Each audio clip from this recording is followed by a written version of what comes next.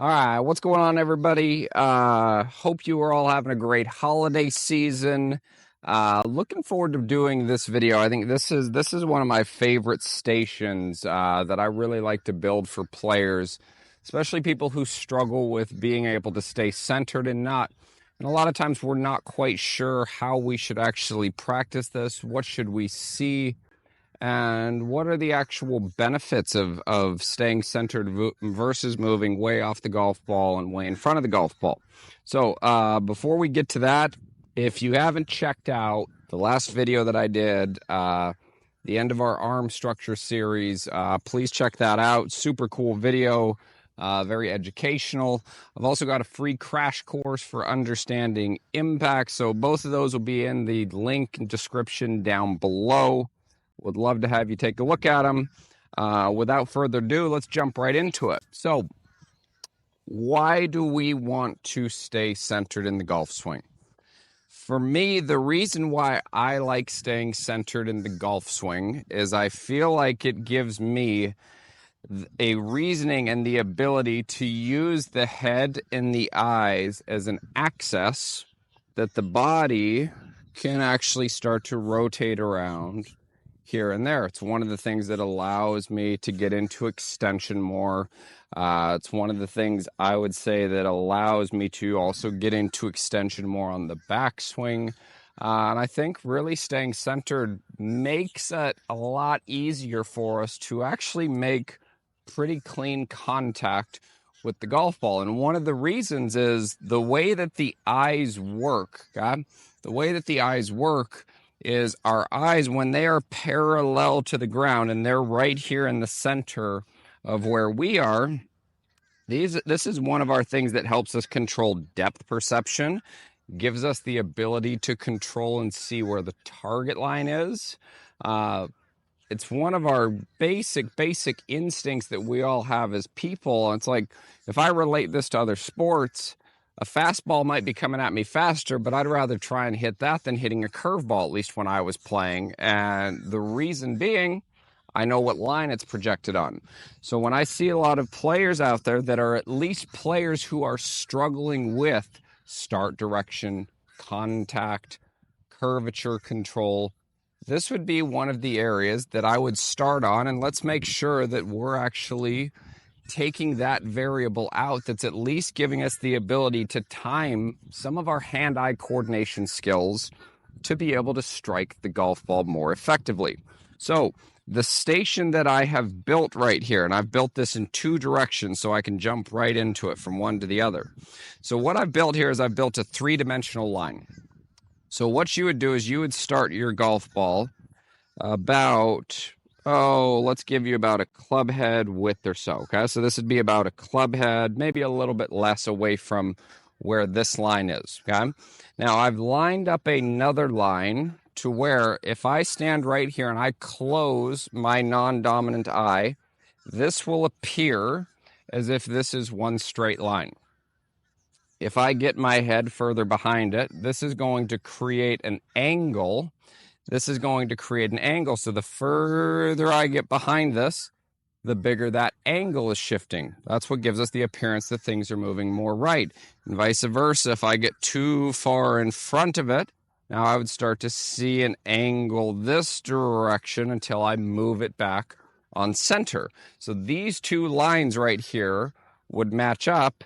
And then I put another line right here on the ground, which would be parallel to where my target line is. And so this is just being able to actually comprehend what it's like to see where a straight line is right here. And one of the things I do when I'm making rehearsals and I'm practicing this, because for me, one of my issues is I always shifted the pelvis this direction, which would get me creating an alligator jaw on this side early. And then I would go into a turn and I would get stuck in a forward bend.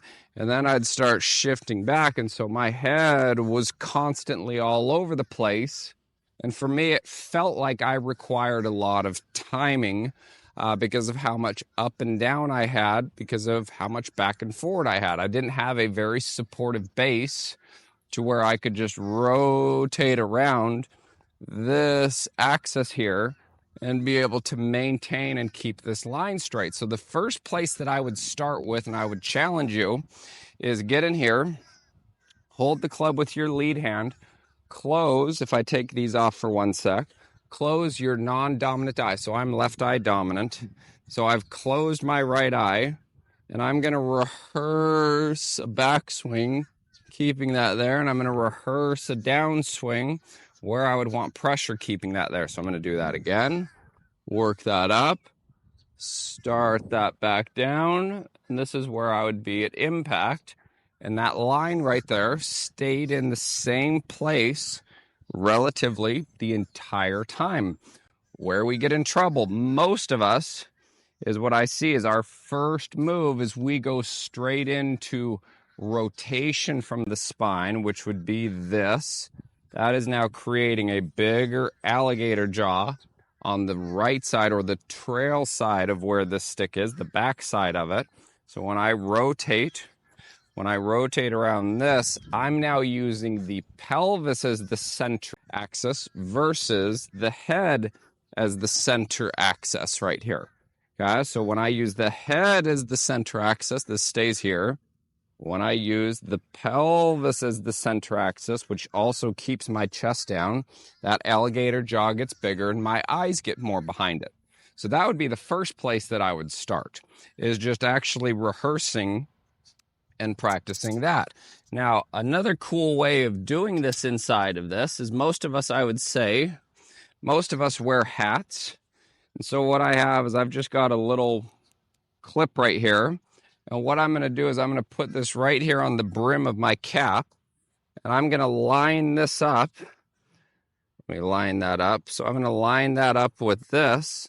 And I'm going to feel like I keep this in the same place all the way to the top as I keep this here. If I go here, I can clearly see now how much further that has moved away from the stick right there. If you would like, you can hit golf balls with this. I don't think it's a bad way. I also like having this station here just as a place to set up and practice inside of so that I can see where that is. So I'm going to do one with the clip and one without. So we'll start without. So I'm going to get in here. I'm going to line this up. I'm going to go full rehearsal. I've closed my trail eye, which is my non-dominant eye. So I'm working this up, bringing that back down, and that was pretty centered. Do that one more time. Working this up, bringing that back down. And now I'm ready to hit. I'm going to create that same feel there. Work it up, and work that back down. Okay, we'll do that one more time. That was hit pretty solid. So right in here, I've closed my non-dominant eye, work it up, bring it back down, and then I'll go. That was even better right there. Now I'll do one of these with the hat clip on. So I've got the clip on, and now what I can see here, and put this in the same spot. Now I can see whether this clip is moving or not. So I work that up. That stayed pretty much the same. Work this up. That was the same. And then we'll go. And that was actually the best of the bunch right there. So there's a couple ways for you to work on how you can actually practice and know whether you have kept the eyes centered, kept them relatively level to the ground in the backswing and in the downswing to help set ourselves up for better contact. This is a very basic concept. Hope you enjoyed this video. If you have any questions whatsoever on any of this stuff for me, please leave that in the comments down below. I will get back to each and every one of you. I appreciate you watching. Happy holidays. We'll see you next time.